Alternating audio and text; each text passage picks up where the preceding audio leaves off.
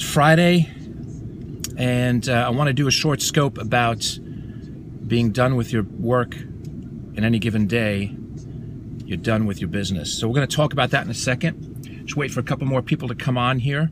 My name is DJ Valori. If you're joining us on the replay, thanks for joining us on the replay. Marcy V's on, Lamontine's on, Silvana, good morning. So just a quick scope. Boston Steve, thanks for joining. Again, if you're coming in on the replay, I appreciate it. Not everybody can come in live, so that's what I like about Periscope. Tom, thanks for joining.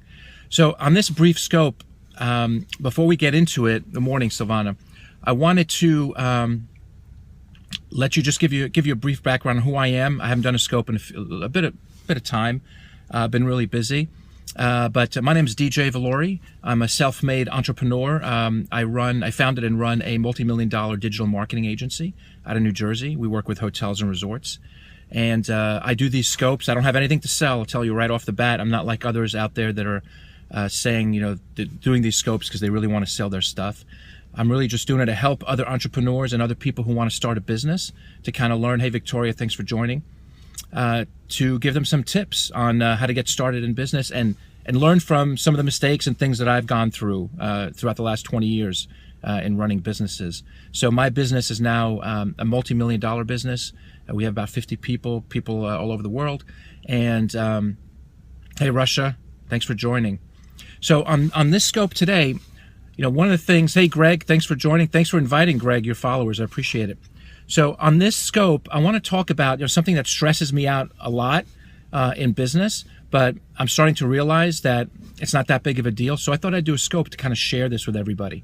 So the lesson of the day, if you will, is if you're done with your work at the end of the day, completely done with all your work, your business is done. Because I'm starting to realize that the work never gets done. All the work never gets done. There's always so much more to do, right? Whether it's your to-do list that you've completed, that's great, but there's like a whole bunch, thanks for the hearts, appreciate it. There's a whole bunch of other stuff that you could be doing, from marketing, selling, customer service, operations. When you're running a real business, you've got all these different entities, departments, you've got people running them, but as the business owner, you want to always be involved in those different departments too, so you know what's going on, right? So even though you may have a to-do list and you've completed all your items for the day, and my to-do list has about 150 items on it, I just keep adding and adding and adding, and I use the reminders application in the iPhone 6 Plus to do that.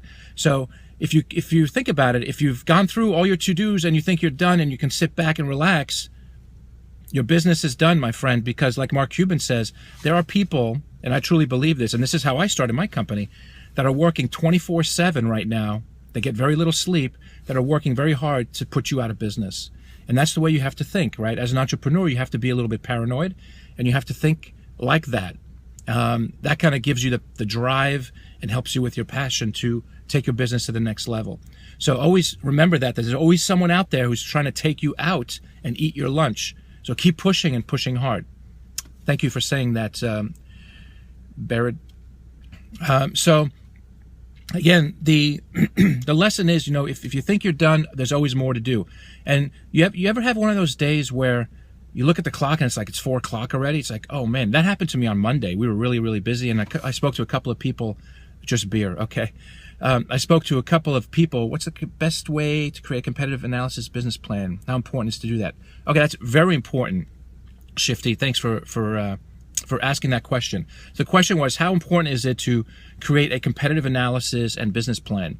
So I wouldn't say that, in the 80s, right, 80s and early 90s, it was important to have a huge, thick business plan, and you'd spend months writing this plan, especially if you're going to go out and get investors, right?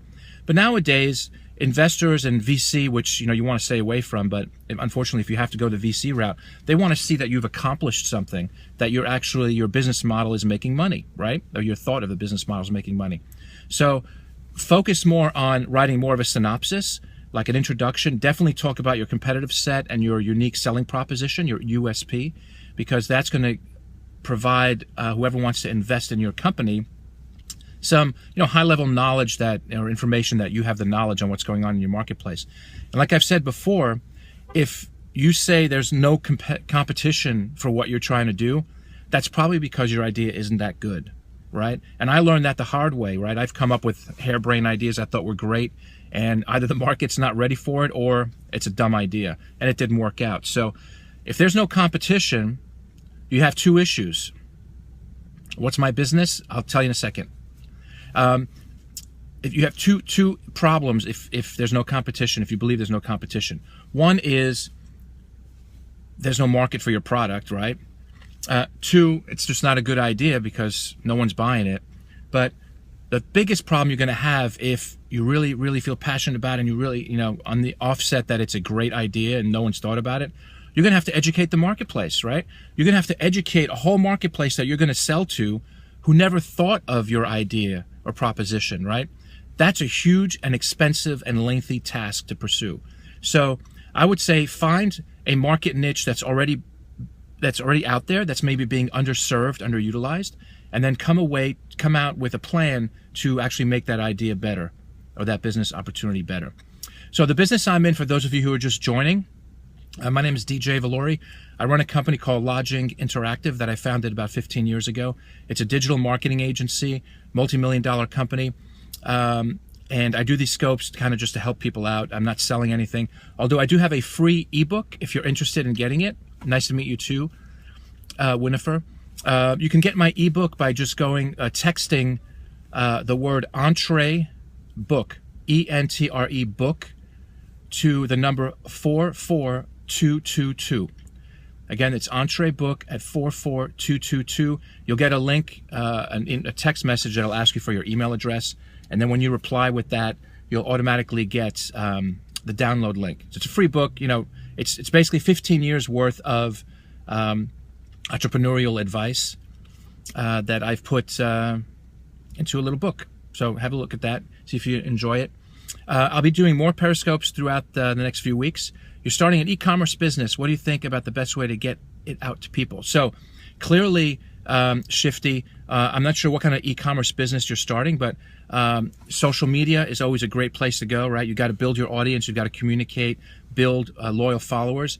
And the way you do that, it's not always about promoting your product and your e-commerce business, but it's soft selling, right? It's what Gary Vaynerchuk calls that jab. So you've got the jab, jab, jab, and then right hook where you go in for the sale.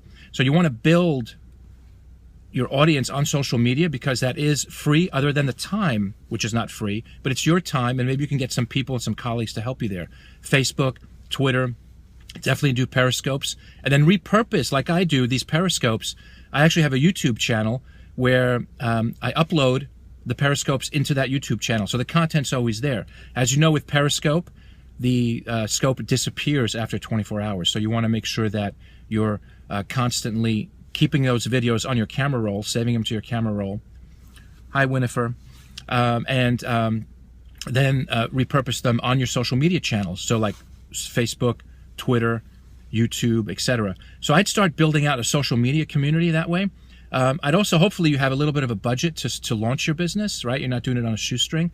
But if you have a little bit of a budget, then I'd start boosting or promoting your tweets and Facebook posts so that you get farther reach into the marketplace, because very few people are going to actually see your organic posts, unfortunately. That's one thing. The algorithms have changed with Facebook, in that, for those of you who don't know, unless you start buying and promoting your... Thanks for sharing. If you're not promoting your posts, no one's really going to see them anymore. It's very difficult. So that's definitely one way I do. Shifty, I'd also, I've got a bit of money aside. Great. So I'd also then do some competitive keyword searches, right? The keyword, Google's keyword discovery tool. You can see what your not what your competitors are searching on or optimizing on, but you can load up some competitive keywords and actually see how many people are searching on those keywords. Then what you want to do is start developing content for your website in an organic fashion, so that your organic content includes those keywords, and the theme of your page, if you will, on your website is related to those keywords that make sense for your business. So definitely, social media, search engine optimization for your website. Make sure, of course, obviously you have a professional looking website. You can do that fairly inexpensively these days. Again, if you don't have the resources in-house to do all this stuff, you can find freelancers out there.